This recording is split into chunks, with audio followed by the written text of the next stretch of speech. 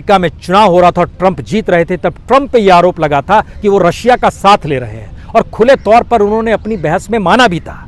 लेकिन पुतिन कतराते रहे, नहीं बोलते रहे, कोई इनकार किया उन्होंने कि हमारा कोई भी संबंध अमेरिकी चुनाव से है। जापान हो, जर्मनी हो, ब्रिटेन हो, इन सभी ने अपने अपने तौर पर अमेरिकी इलेक्शन के भीतर कभी भी कोई हस्तक्षेप करने की कोशिश नहीं की। लेकिन हाउडी रॉडी के जरिए प्रधानमंत्री मोदी ने अब की बार ट्रंप सरकार तक का नारा अमेरिकी जमीन पर लगाया। तो क्या भारत एक रिपब्लिकन पार्टी के कैंडिडेट के करीब आकर खड़ा है या फिर भारत के प्रधानमंत्री ही सिर्फ खड़े थे? यह एक सवाल अंतर्राष्ट्रीय तौर पर अब बहस हो रही है, इस पर चर्चा हो रही है और यह समझने की बात होगी कि अब भारत की विदेश नीति और भारत की जो आर्थिक नीति, खास तौर से चाइना को लेकर जो सवाल है, क्योंकि भारत का चीन के साथ जो एक्सपोर्ट इंपोर्ट की परिस्थिति थी या भारत उनके प्रोडक्ट्स पे जिस रूप में प्रभावी लगातार था, बाइडेन के सामने भी यह संकट है कि वो चाइना को किस रूप में काउंटर करे। और बड़ी तेजी से चीजें डेवलप हो रही है। 2 कमेटी बना दी गई। एक कमेटी खास तौर से कोविड को लेकर बनाई गई अमेरिका में, तुरंत आते ही जो मंडे से काम करना शुरू कर देगी। और उसके बाद इकोनॉमिस्टों को लेकर और वर्ल्ड बैंक और IMF की पॉलिसीज को लेकर अमेरिका ने काम करना शुरू कर दिया है कि चाइनीज एक्सपोर्ट जो अमेरिका में हो रहा है उसमें किस तरह से कटौती हो और अमेरिका किस रूप में अपने आप को मैन्युफैक्चरिंग में डेवलप कर सके। लेकिन यह सवाल जब भारत घूम कर आता है तो भारत ने रास्ते बंद किए हैं, लेकिन नए रास्ते जो खोले हैं उन रास्तों से कोई डिविडेंड मिला नहीं है, कोई लाभ मिला नहीं है। मैन्युफैक्चरिंग का क्षेत्र हो या भारत की आत्मनिर्भरता के नारे के तहत जुड़े हुए जो भी कोर सेक्टर है, आज की स्थिति में कोई अपने पैर पर खड़ा नहीं है। सबकी प्रोडक्टिविटी जो है वो नेगेटिव में है, माइनस में जा रही है। हमारी जीडीपी दुनिया में सबसे कम स्थिति में आ गई, जो इस दौर में -23 तक पहुंच गई और 2021 फाइनेंशियल ईयर में माना जा रहा है कि जीडीपी -10% से ज़्यादा नीचे रहेगी। इसके मतलब क्या है? इसके मतलब है कि अब भारत को अंतर्राष्ट्रीय मंच पर अपनी मौजूदगी को दर्ज कराने के लिए अपनी ताकत का एहसास कराना होगा। सिर्फ भाषण देने से काम नहीं चलेगा कि 130 करोड़ लोग और हमारे रिश्ते बहुत नज़दीक के हैं, जो शी जिनपिंग के साथ थे, जो नवाज शरीफ के साथ थे, जो ट्रंप के साथ थे, ये सारी बातों के जिक्र करने से काम नहीं चलेगा। हमें अपने तौर पर अपनी इकोनॉमिक पॉलिसी को और फॉरेन पॉलिसी को इस रूप में नए तरीके से डिफाइन भी करना होगा और शायद डेवलप भी करना होगा, क्योंकि जिन सवालों की गूंज लगातार आज़ादी के बाद से इस साउथ ब्लॉक में होती रही है और ये यहाँ से जो नीतियाँ बनती रही और जिसको लेकर चर्चा हमारे इस तरफ जो पार्लियामेंट है, इस तरफ पार्लियामेंट को देखिए तो इस पार्लियामेंट के भीतर भी कई बार भारत की विदेश नीति को लेकर सवाल उठे हैं। चाइना वार के समय नेहरू को इसी जगह पर घेरा गया था और राम मनोहर लोहिया ने पहली बार सवाल खड़ा किया था कि आप कर क्या रहे थे। 1965 के वार के बाद में इसी पार्लियामेंट में पीठ ठोकी गई थी लाल बहादुर शास्त्री की। 1971 बांग्लादेश के वक्त यहां से जब इंदिरा गांधी निकलकर यहां से पैदल ही वो रवाना हो गई थी पार्लियामेंट के भीतर में, जब बांग्लादेश का निर्माण हो गया था और अंतर्राष्ट्रीय मानचित्र पर भारत ने एक जीत हासिल की थी और अमेरिका विरोध के बाद की थी। मिसेस गांधी यहां से निकली थी और पैदल वहां तक गई थी, गाड़ियां उनके पीछे चल रही थी। वो दृश्य आज भी कोई नहीं भूला होगा। यह ताकत थी देश के प्रधानमंत्री की, जो अंतर्राष्ट्रीय तौर पर दुनिया को दिखलाती थी कि हमारी मौजूदगी का मतलब क्या होता है।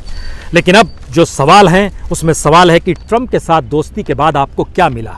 आपको उसने खूब हथियार बेचे, M777 लाइट हॉटजार्जर बेचा, F-61 बेचा, F-21 बेचा, ट्रांसपोर्ट प्लेन्स जो हैं C-1380J और C-17 बेचे गए, मैरीटाइम रेकॉन बेचा गया जो F-81 एयरक्राफ्ट है। इन सबको सेल किया गया, उन्होंने अपने लाभ के लिए किया। तो इसका मतलब क्या है कि हमारी विदेश नीति इस दौर में प्रधानमंत्री पर कंसंट्रेट होकर फेल हो रही थी, यह एक सवाल है।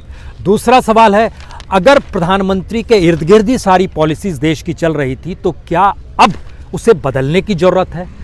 और इस देश को इस वक्त में जब पूरी दुनिया के भीतर में संकट है और भारत के सामने संकट है, तो जिस स्टेट्समैन की जरूरत है, अमेरिकी राष्ट्रपति कह रहा है हम black state, right state, blue state में हमको मत बांटिए, हम अमेरिकन प्रेसिडेंट हैं, हम डेमोक्रेट्स के रिपब्लिक प्रेसिडेंट नहीं है, इस बात का वो जिक्र कर रहे हैं। इसका मतलब बहुत साफ है कि अब उन्हें इस बात का एहसास है कि अंतर्राष्ट्रीय तौर पर चीज़ें जिस रूप में डेवलप होंगी।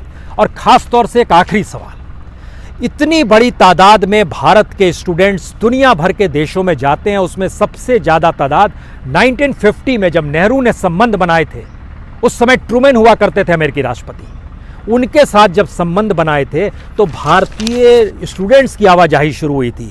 अमेरिकी डाटा बतलाता है कि दुनिया में चाइना के बाद भारत ही वो देश है जहां से सबसे ज़्यादा छात्र पढ़ने दुनिया में जाते हैं और अमेरिका में भी जाते हैं। और जानकर हैरत होगी कि अमेरिका में जाने वाले छात्रों की संख्या में 52% अगर चाइनीज़ है तो 34% इंडिया है। चाइना 34% है और इंडिया 18% है। दोनों मिलाइएगा तो 52% इन्हीं दोनों देशों के हिस्से में आता है।